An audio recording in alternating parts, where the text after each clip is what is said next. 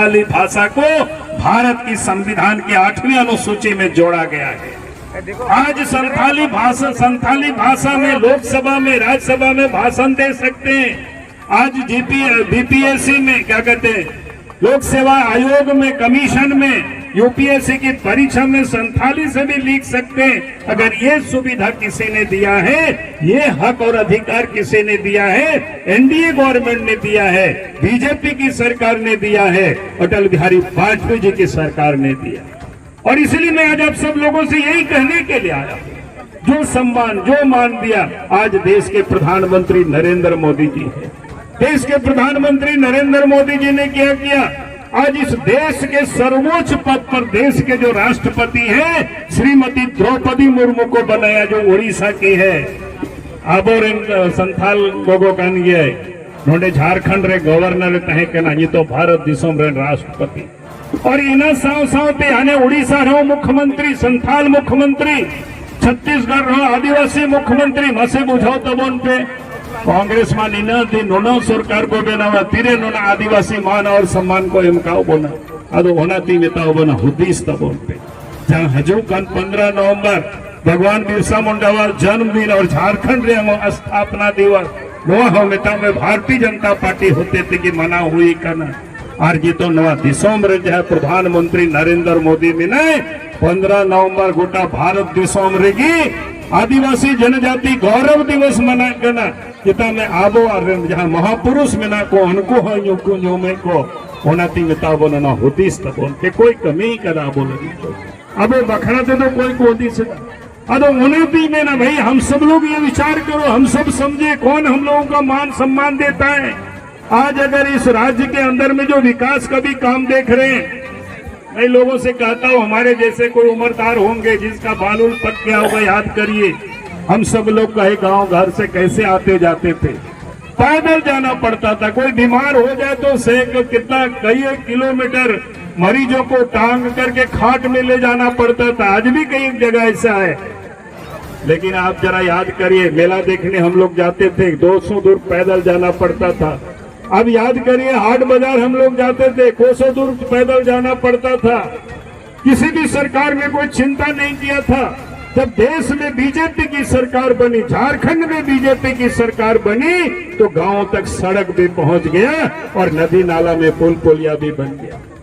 यही तो ये कौन किया है, कभी किया नहीं लोगों ने। इन 6 वर्षों तक तो कुछ भी काम नहीं किया हेमंत सोरेन ने। तो इसीलिए हम आप सब लोगों से यही कहने के लिए आए हो, विकास का काम अगर किसी ने किया है तो भारतीय जनता पार्टी की सरकार ने किया है। बसे होती तबोन पे पहला वो बिजली को दूर बढ़ा के अंदर जेरे सुनो करेंगे मो बाबू भारे माओ लेकिन डीलर साहब हो डीलर तिंगो उन्हें हारोन तय करना मसे बुझो तबोन पे। लेकिन वो दिसोम रे नरेंद्र मोदी जी प्रधानमंत्री बनावे तो उन्हीं में इनके जेल का दिल्ली रे बिजली में ना, टाटा रे बिजली में ना, घाटशिला रे बिजली में ना, जेमन आतो रहो बिजली से तेरो तो नवा तो नेता में नवा दिसोम रे जहाँ प्रधानमंत्री नरेंद्र मोदी जी में ने उनसे उन्होंने देश की आज गांव तक घरों तक बिजली पहुंचा दी। तो ये काम किसी ने अगर कोई किया है तो बीजेपी की सरकार ने किया है, नरेंद्र मोदी जी की सरकार ने किया है। नरेंद्र मोदी जी कहते हैं कि गांव, लेकिन इस प्रदेश की हेमंत सोरेन की सरकार उस आवाज को पर मंडल में चाईबासा में क्या हुआ पिछले दिनों, वहां पर बच्चे लोगों को जो थैलेसीमिया की बीमारी थी, यानी खून की जिसको कमी होता है, खून चढ़ा दिया गया बिना जांच पड़ताल के। वो खून के कारण 10 बच्चे HIV बीमारी से पीड़ित हो गए, उनके जीवन को इन्होंने नरक बना दिया। उसके लिए कौन जिम्मेवार है? हेमंत सोरेन जिम्मेवार है।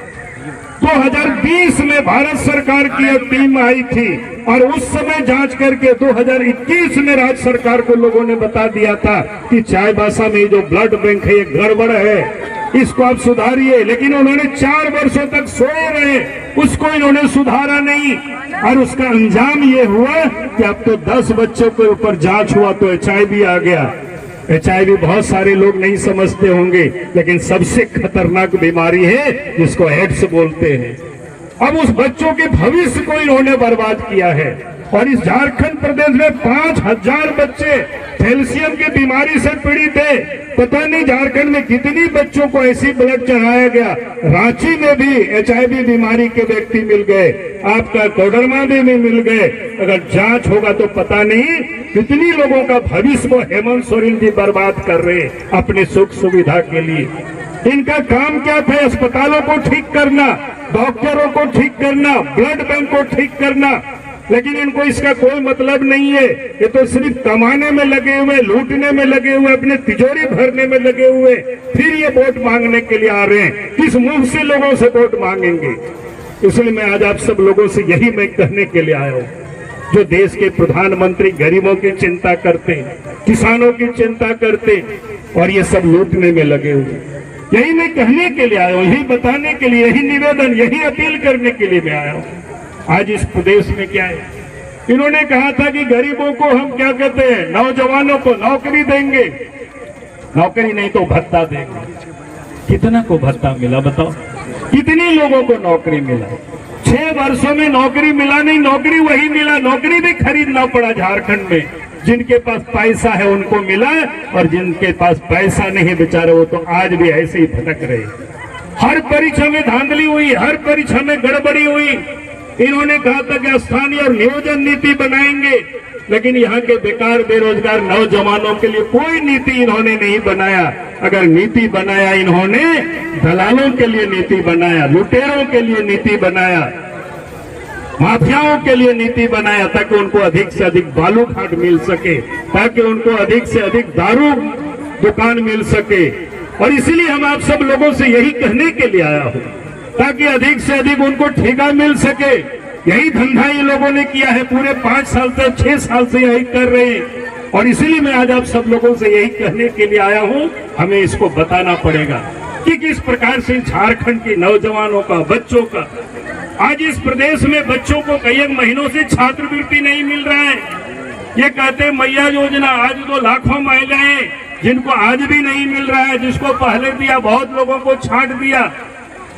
और जो हमारे वृद्ध महिला थे, जो विधवा थी, जो दिव्यांग थे, उनको तो कई महीनों से नहीं मिल रहा है। यानी किस प्रकार से लोगों के साथ ये जुल्म कर रहे, झूठ बोल रहे, लोगों को ठग रहे।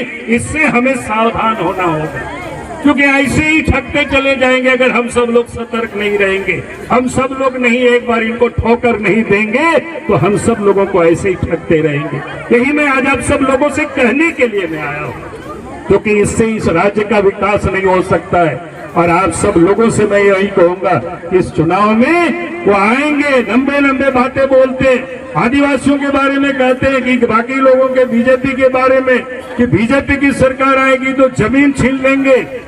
हम कहते हैं कि इस राज्य में बाबूलाल मरांडी भी मुख्यमंत्री थे, आपके बगल में ही टाटा से 2 मुख्यमंत्री थे, रघुवर दास मुख्यमंत्री थे, अर्जुन मुंडा मुख्यमंत्री थे। कोई भी आदिवासी बता दे कि हम लोगों का जमीन को यहाँ इन लोगों ने छीना है, तो हम आपको बताते हैं डंडे लेकर के जा करके आपको वापस करा देंगे। लेकिन आज तो झारखंड में हेमंत सोरेन की राज्य में आदिवासियों की जमीन लूटा जा रहा है।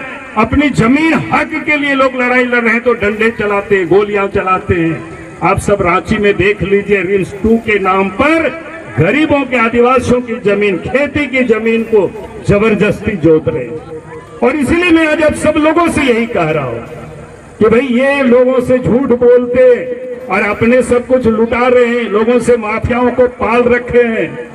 और इसीलिए मैं आज आप सबसे यही कह रहा हूं कि ऐसी माफिया सरकार को हमें इस बार सबक सिखाना है। यही हम निवेदन करने के लिए हम आपके बीच में आए थे, और आप सब ने रात में भी आकर के इतनी बड़ी तादाद में सुना है। मैं आपको फिर से अंतिम में यही बात कहूंगा कि 11 तारीख को पहले मतदान, फिर जलपान। सबसे पहले उठना। आप सब लोग सब बूथों से आए हैं, अपना वोट तो देंगे ही, परिवार के वोट भी दिलाएंगे। और आसपास के लोग हैं उन लोगों को भी समझाना, ये लोग बड़ी हड़िया दारू से पिलाएंगे खिलाएंगे, उससे आप प्रभावित मत होना। वोट आप इस बार बीजेपी को देना, कमल फूल छाप को देना, यहाँ से बाबूलाल सोरेन जी को जिताना, और देश के प्रधानमंत्री नरेंद्र मोदी जी को बता देना कि घाटशिला की जनता आपके साथ है। आपके यहाँ जो भी काम होगी हम सब लोग करवाएंगे। ये मैं आज आपको विश्वास दिलाता हूँ। चाहे उद्योग धंधे हो, चाहे कल कारखाने हो, कहेंगे हमें बताना, हम आपको, मैं विश्वास दिलाता हूँ, हम लड़ करके, चाहे प्रधानमंत्री से हो चाहे कोई भी मंत्री से हो, आपके बीच हम उस काम को लेकर के आएंगे।